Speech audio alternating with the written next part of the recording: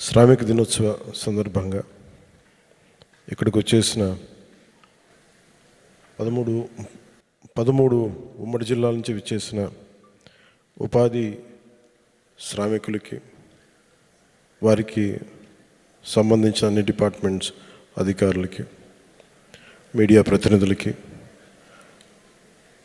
నా హృదయపూర్వక నమస్కారాలు. వేదికపైన ఆశీనులైన ప్రిన్సిపల్ సెక్రటరీ పంచాయతీరాజ్ గ్రామీణాభివృద్ధి ముఖ్య కార్యదర్శి శ్రీ శశిభూషణ్ గారికి నా హృదయపూర్వక నమస్కారాలు.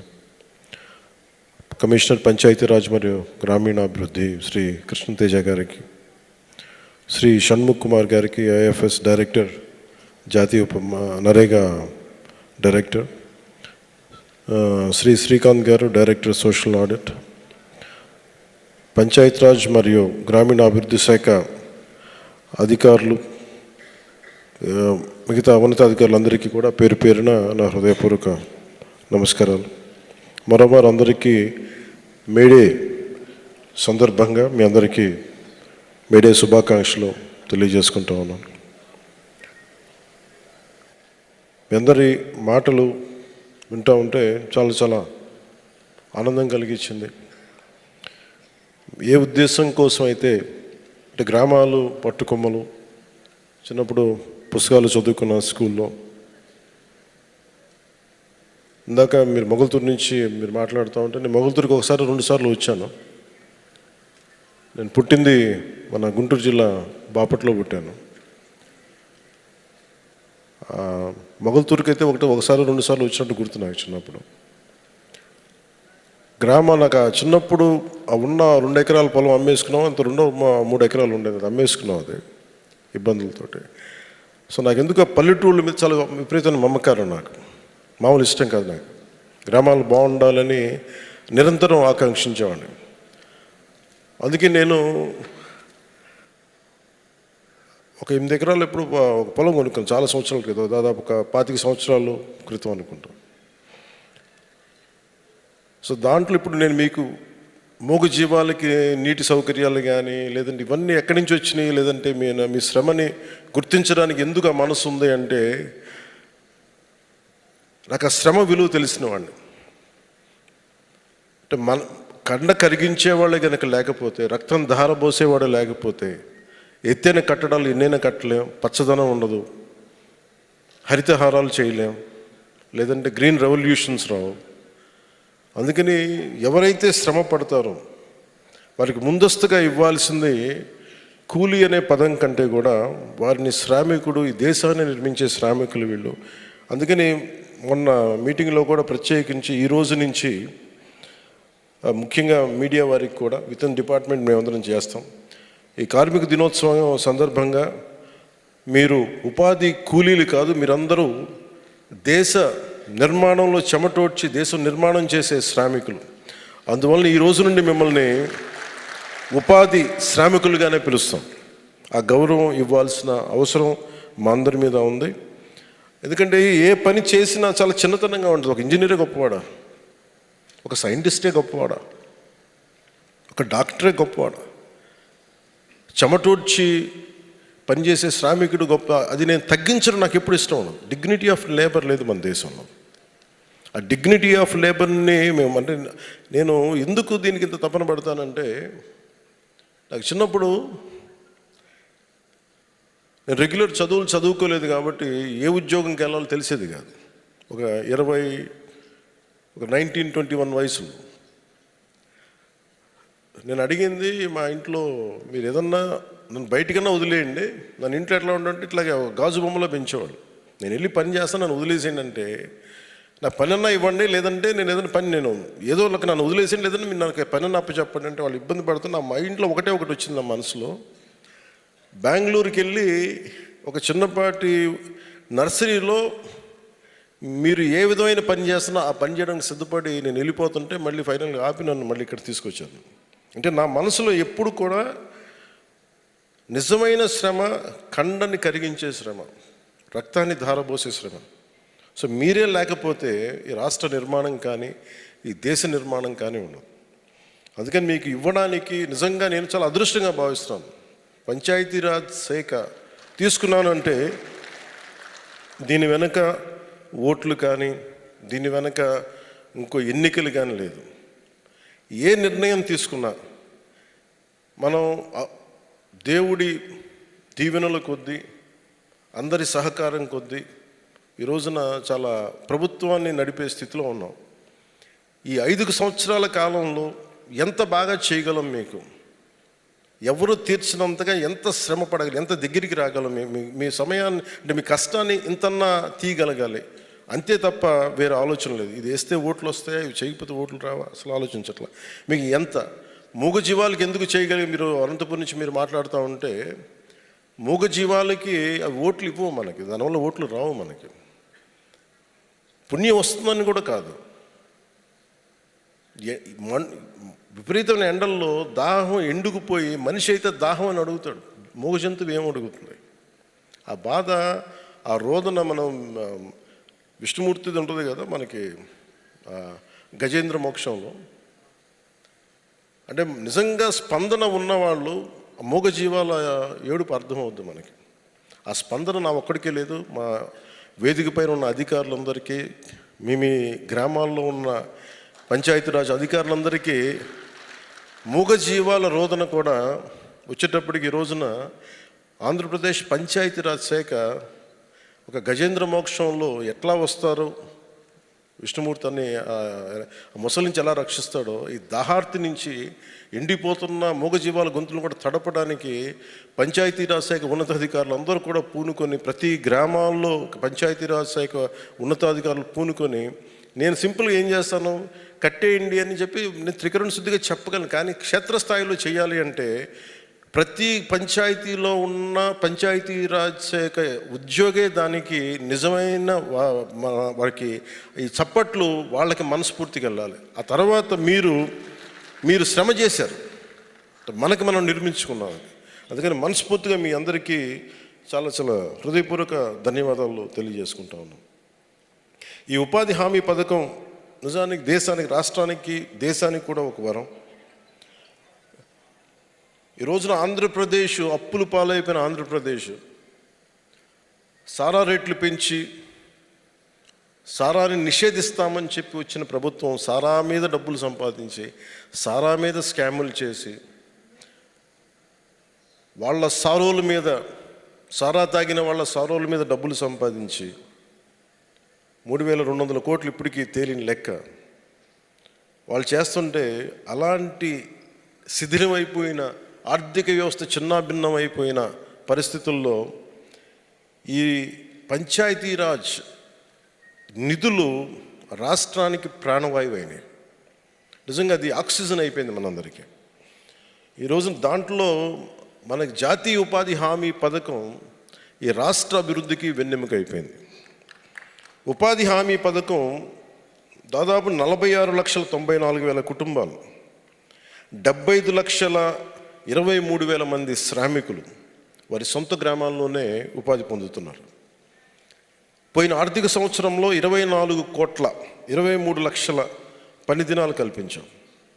5,10,000 కుటుంబాలకి 100 రోజుల పని కల్పించాం.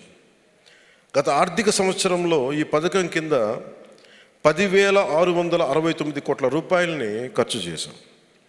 అందులో 6,194 కోట్ల రూపాయలు కేవలం వేతనాలకే.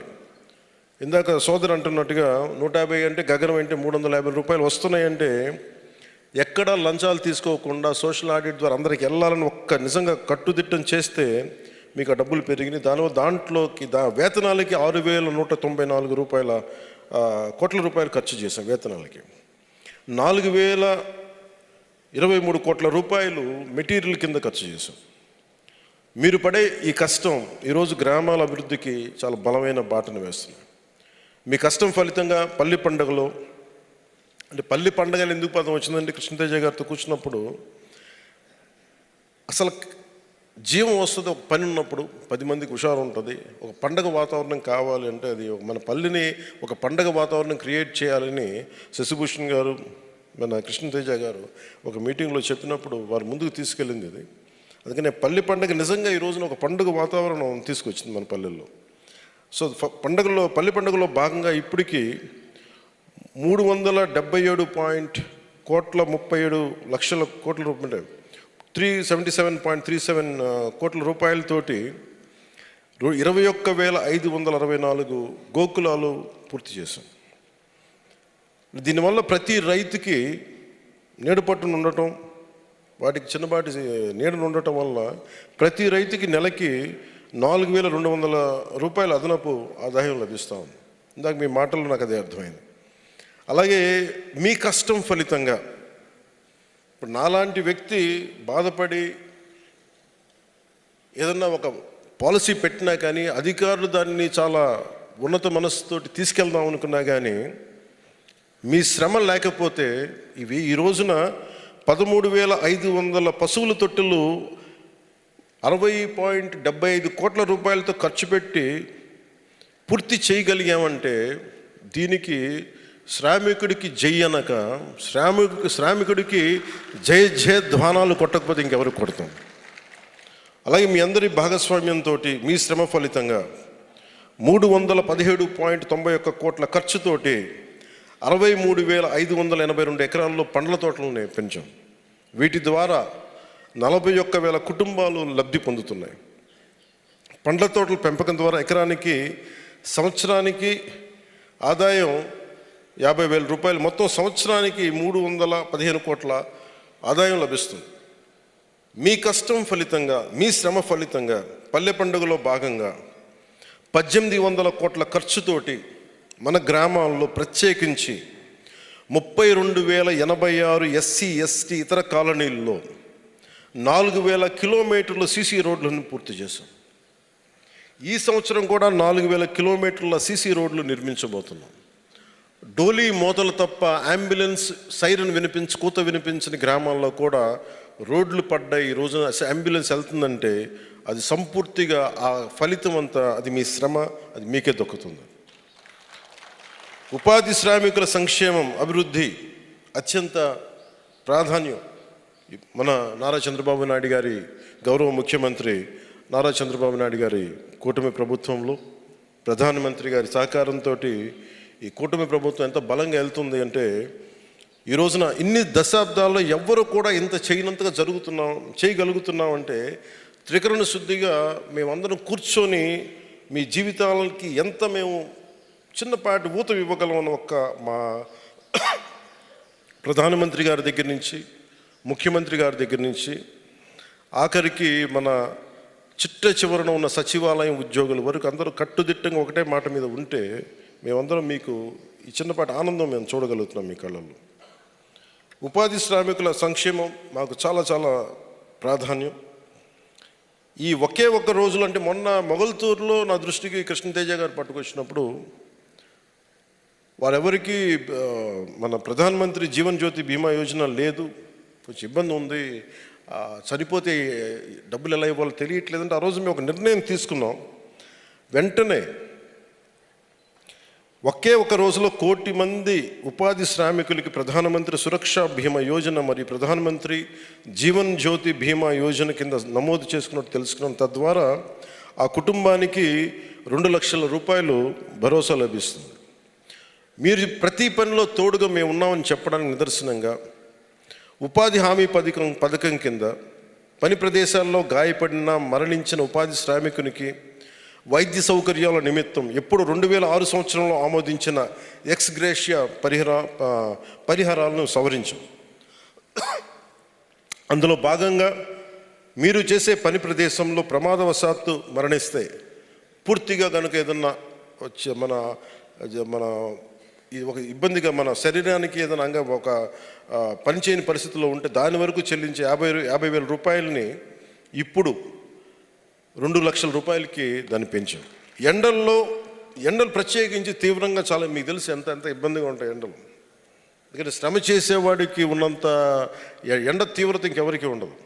నేను చాలాసార్లు ప్రోగ్రాంలు పెట్టేయమంటే నేను ఎందుకు ఇబ్బంది పడతాను చాలాసార్లు అంటే నేను రోడ్డు మీదకి వస్తే ముఖ్యంగా ఇంతమంది సెక్యూరిటీ పర్సనల్ పోలీసు ఎండల్లో ఉండాలి, లేదంటే ఇంతమంది అధికారులు బయటికి రావాలి. అందుకని సాధ్యమైనంత కొంచెం తక్కువ ఇబ్బంది కలిగించాలి ఒక ప్రయత్నం అయితే ఎప్పుడు చేస్తూ ఉంటాను. సో నాకు ఆ కష్టం బాగా తెలుసు. నాకు అందుకని ప్రత్యేకించి మీరు పనిచేసే చోట మీరు కనీసం మీరు ఎండలు తీవ్ర మీరు దయచేసి 11 లోపు మీరు తొందరగా పని మొదలుపెట్టి 11 లోపు పని మిగించేలాగా మీరు చూసుకోండి. అవసరమైతే పనుల్ని సాయంత్రం 4 గంటల తర్వాత 6 గంటల వరకు కొనసాగించండి, మీకు ఏదైనా డెడ్ లైన్స్ ఉంటాయి. అలాగే గ్రామ పంచాయతీ సహకారంతో మేము ఫామ్ పాండ్స్ కూడా వెళ్ళినప్పుడు నేను మన శశిభూషణ్ గారు మాట్లాడుకుంటా ఉంటే ప్రిన్సిపల్ సెక్రటరీ గారు ఖచ్చితంగా వీటికి మనం ఒక నీడను ఏర్పాటు చేయాలంటే అక్కడ ఉన్న గ్రామ పంచాయతీ సహకారంతో స్థానికంగా లభించే సామాగ్రితో పాటు ఒక తాటాకులు కావచ్చు, ఈతాకులు కావచ్చు, లేదంటే కొన్నిసార్లు మొన్న నేను ఇక్కడికి వెళ్ళాను, మన అరకు ప్రాంతానికి మనం వెళ్తే అక్కడ పంచాయతీలకు వెళ్తే తాండాలకు వెళ్తే అక్కడున్న స్థానికంగా ఉన్న చిన్న కొమ్మల్ని అన్ని కట్ చేసి అప్పటికప్పుడు ఒక గంట ముందు పందిరేసారు. చాలా చల్లగా అనిపించింది. అలాగే స్థానికంగా ఉండే చిన్న చెట్ల దగ్గర నుంచి పొదలు, వీటి ఏమన్నా ముళ్ళ పొదలు కానీ వాటిని కూడా వేసి మీరు పైన వేసుకుంటే కొంచెం ఆ నీడ పట్టున ఉండండి, ఎండపాటున పడకండి. అలాగే ఆరోగ్య సహకారంతో గ్రామాల్లో పని ప్రదేశాల్లో ఏఎన్ఎంలు సేవల్ని అందించడంతో పాటు పని ప్రదేశాల్లో గ్రామాల్లో ఫస్ట్ ఎయిడ్ బాక్సులు కంపల్సరీగా, అలాగే ఓఆర్ఎస్ ప్యాకెట్స్, డిహైడ్రేషన్ కాకుండా ఓఆర్ఎస్ ప్యాకెట్లు అందుబాటులో ఉండాలి. ఒకవేళ అలాంటి అందుబాటులో లేని పక్షులను దయచేసి మా దృష్టికి తీసుకురండి, దాన్ని ఖచ్చితంగా దీన్ని సరిచేస్తాం. అలాగే ఉపాధి శ్రామికులకి ప్రభుత్వం నిర్దేశించిన రోజుకి 307 రూపాయలు వచ్చే విధంగా అన్ని రకాల చర్యల్ని చేపట్టాం. ప్రభుత్వం నిర్దేశించిన వేతనం 307 రావడానికి ఫీల్డ్ అసిస్టెంట్లకి, మ్యాట్లకి అవగాహన కల్పిస్తూ ఉన్నాం. జిల్లా మరియు రాష్ట్ర స్థాయి కమిటీలు వేసి పర్యవేక్షిస్తున్నాం.